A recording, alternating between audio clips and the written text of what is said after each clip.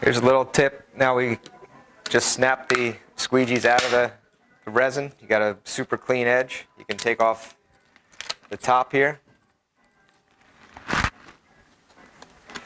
So I'm getting really excited about riding this board now. Spent some time building it, getting real close to it. I understand every curve and every nuance of it, and it's going to translate in my surfing, I bet. Well, actually, I know, because I've done it a whole bunch of times. So there you go. Clean squeegee, resin spreader, ready to go. So you just want to completely clean it off, get all these little flakes off on the top. That isn't thick. You want a thick coat of extra resin so it's just super clean when you snap it off. You can just go right to it. You don't want any of these flakes falling off on the fresh lamb that you're doing.